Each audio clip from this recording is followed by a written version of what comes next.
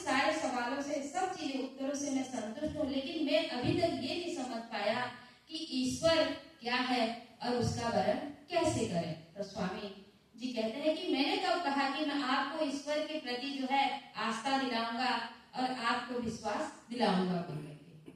तो स्वामी श्रद्धानंद जी कहते हैं तो वो तो मैं आपसे यही जानना चाहता था कि ईश्वर में विश्वास कैसे उत्पन्न हो। तो बोले कि ईश्वर के प्रति विश्वास आपके स्वयं जो है उत्पन्न होगा, जब वो चाहेगा वो आपको अपना वरण करेगा। मतलब हम ईश्वर को, कहने का भावार्थ यह है कि ईश्वर जिसको चाहता है वो उसका वरण करता है स्वयं, इसलिए उसको वरुण कहा गया है। जो ईश्वर के प्रति श्रद्धा भाव रखता है, उसमें अटूट विश्वास रखता है, सन्मार्ग पर चलता है, उस सही दिशा में चलता है, ईश्वर उसी को ही वरण करते हैं। फिर वरुण के बाद शब्द आया कि कष्ट दुख निवारण, फिर राजन, फिर मृड़ा। मृड़ा माने वो आनंद, प्रकाश स्वरूप आनंद को देने वाला है। और वह ईश्वर क्या करता है, आनंद को भी हमें प्रदान करता है। व्यक्ति आनंद में जा सब कुछ उसको प्राप्ति होती है। जैसे ही जाको राखे साया मार सके ना कोई, जिसको ईश्वर रक्षा करते हैं उसको कोई भी जो है मार नहीं सकता। जो व्यक्ति अपने जीवन में अच्छे मार्ग पर, सन्मार्ग पर चलता है, उसको जो है सही मार्ग हमेशा दिखाने वाले चलते हैं। इस संसार को जो है सन्मार्ग के रास्ते पर स्वामी दयानंद जी ने वेदों का ज्ञान दिया और उनको सही मार्ग पर ले गए। तो हम सब जो है उस ऋषि दयानंद के ऋणी हैं। तो ये हमारा जो शरीर है, मिट्टी का जो घर कहते हैं, मृन्मय गृहम्, ये मेरा शरीर मिट्टी का घर नहीं है। तो हम जो है अपने शरीर को मिट्टी के घर से उन्नीत करने के लिए क्या करें, अच्छे कर्म करें। अब सभी रोज आते हैं अवध में, मैं तो काफी सालों से आ रही हूँ यहाँ और देख भी रही हूँ कि आप पहले से बहुत अच्छे मंत्र भी बोलते हैं और सभी के मन में हमेशा जो है आर्य समाज के प्रति करने की जिज्ञासा रहती है कि हमारा जो हम अपनी संस्कृति को ज्यादा से ज्यादा कैसे फैलाएं, किस तरह से चारों ओर विचार हो, तो ऐसा हम करने में लगे हुए हैं। तो हम अपने इस शरीर को भी अच्छी तरह से ज्ञान, कर्म, धर्म, अर्थ, काम, मोक्ष जो चतुर्वर्ग कहा गया है उसके हिसाब से आगे बढ़ाएं और सन्मार्ग पर ले जाएं। इस समय जो है ऋषि दयानंद जी का जो जन्म शताब्दी या आर्य समाज स्थापना दिवस चल रहा है, तो ऋषि दयानंद के हम ऋण से कभी उड़ नहीं सकते। उन्होंने सबसे अधिक हमें सन्मार्ग पर चलने के लिए, हमें जो स्त्री जाति को वेद पढ़ने का अधिकार दिया है, हम उनके ऋण से कभी अपने आप को दूर नहीं कर सकते। हमें उनका हमेशा धन्यवाद करना चाहिए। मैं ऋषि दयानंद जी के ऊपर कुछ भजन बोलना चाहती हूँ। इस धरती के कण कण को कर लो तुम प्रणाम, जन्मस्थली दयानंद की है ये चारों धाम, है ये चारों धाम, है ये चारों धाम, जन्मस्थली Dayanand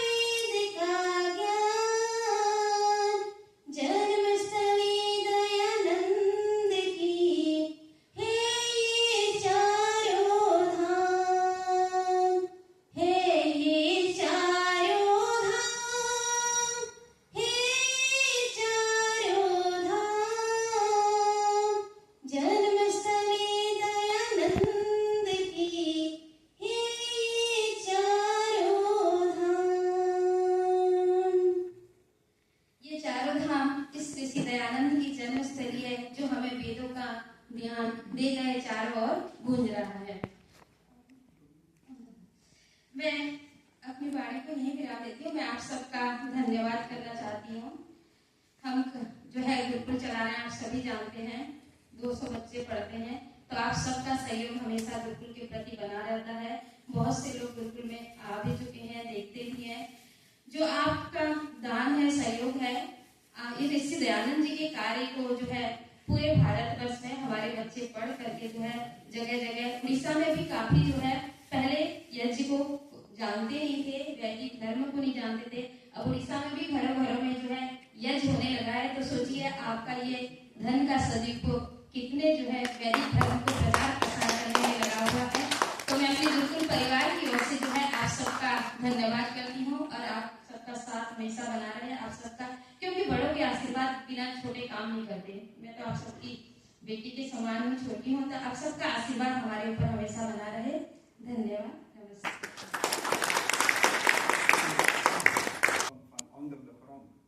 En dat is niet direct zoveel schadelijk dan bomen kappen, want met bomen krijg je zuurstof. Kijk wat in Brazilië gebeurt. Er wordt massaal dat bossen gekapt. Nou, dat was even. En verder heeft ze gezegd dat er huizen van klei in India wordt gemaakt. En dat geeft koelte. Maar oké, dat kunnen wij dus niet in Nederland huizen van klei maken. Dat is zo weggegooid. Verder is ons lichaam opgebouwd uit 5 oerelementen, namelijk aarde, water, vuur, wind en lucht. Dat heeft ze ook uitvoerig verteld. En verder heeft ze gezegd, wie bidt, de Almachtige. En heeft er 5 dingen genoemd. Zieke mensen, geleerde mensen, niet alle geleerde mensen, asceten en mensen met problemen. Dat zijn de eerste eigenlijk. En de vijfde heeft ze gezegd, de ware weg, sabke ke raah par chalne wale, mensen die de ware weg bewandelen, die geloven ook in de Almachtige. Verder heeft ze gezegd, Swami had iedereen lief. Alles wat mensen hem aanboden om te eten, had hij. Alle was het vergif erin, maar ja, die eer gaf hij aan mensen. Conferentie. En het ging om wat kunnen wij als individu doen om het probleem dat er op ons afkomt te verzachten. Of in een gunstige zin om te keren. Dat was de kern. Een van de sprekers die zeiden van bouw van huizen, houten huizen, leidt tot enerzijds, je gaat bomen kappen, maar dan moet je ook aanplanten en je hebt te maken met verschillende soorten bossen. Kijk, in het troop heb je te maken met heterogene bossen. Die heeft een ingewikkelde structuur, dat als je eentje kapt, moet je ook eentje planten. Want dat is ook de eis van de overheid in Suriname. Maar in gematigde streken heb je te maken met homogene bossen. Zweden, Noorwegen, Finland wordt veel gebouwd van hout. Want het zijn die dennenbomen, rechtopstaande bomen.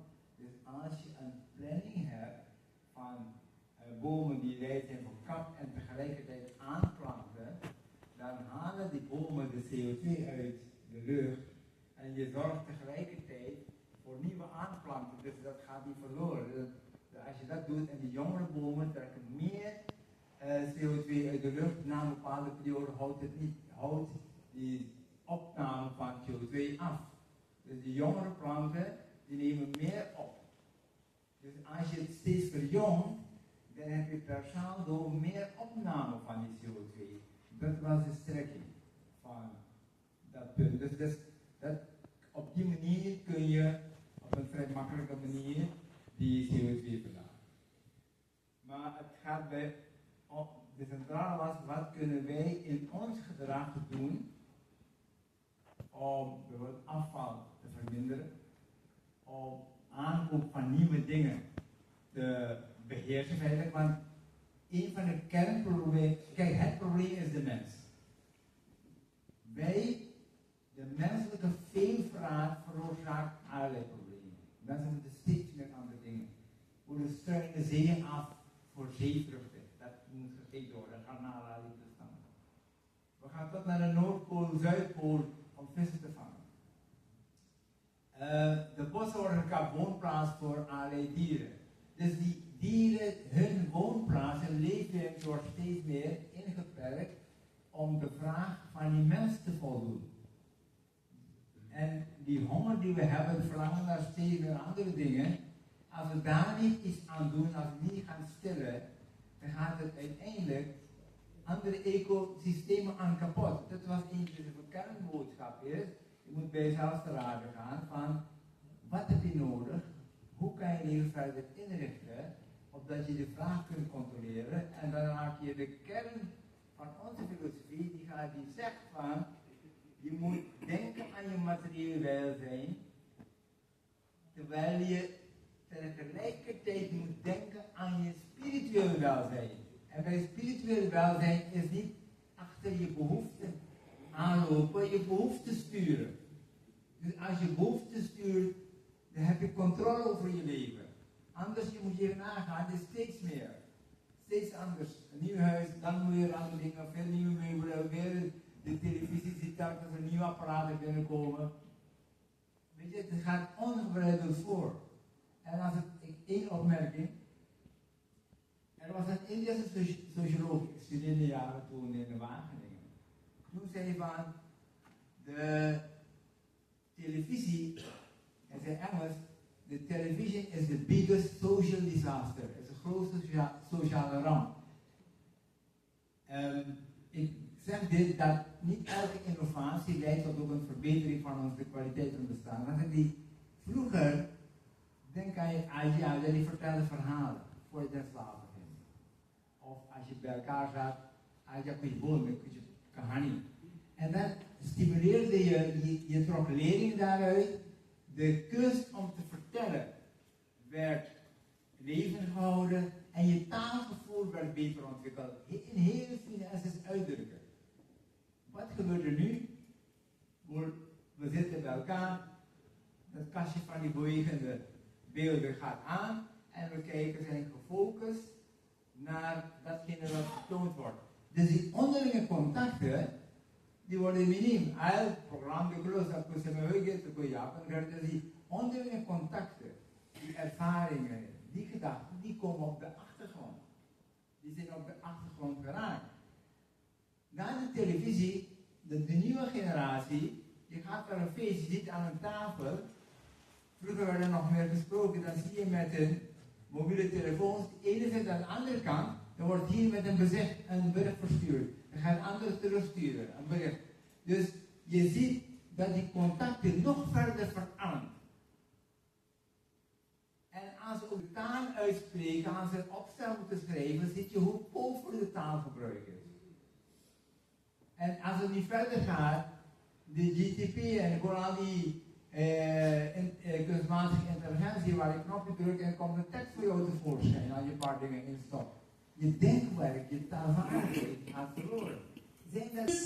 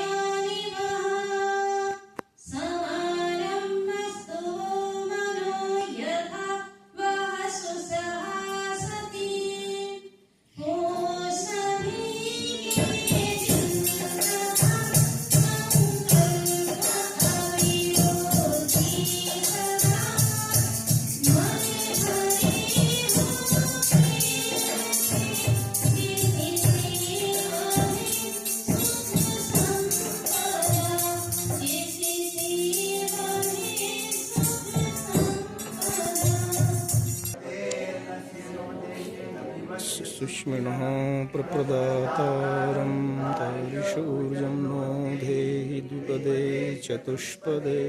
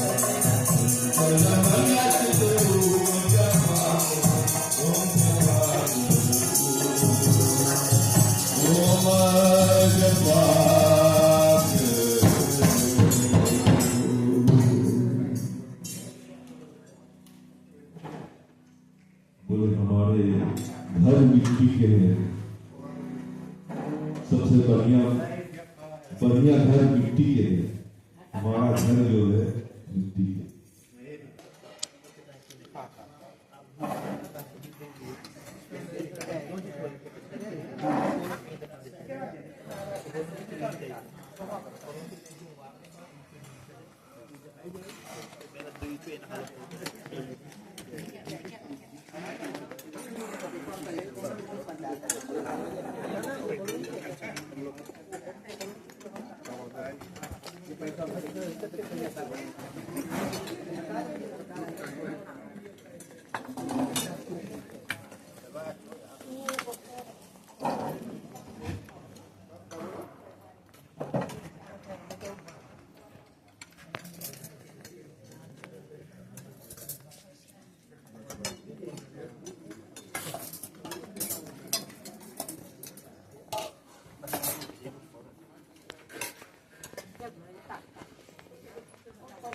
ओम नमस्ते जी।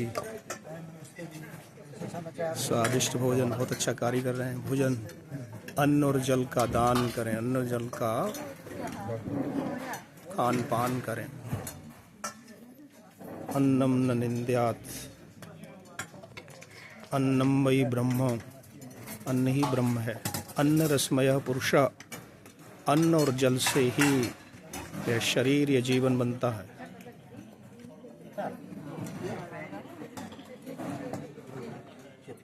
अन्नादो अन्नपति भूया, यह आशीर्वाद बच्चों को देते हैं। प्रति सप्ताह ही ये अन्न जल का दान।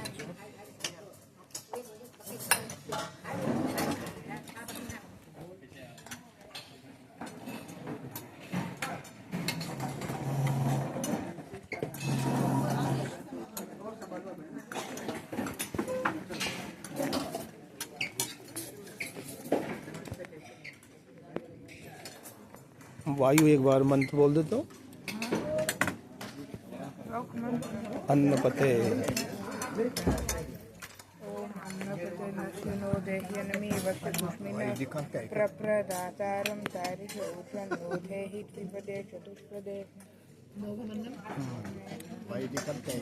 भोगमंडम भी आता है।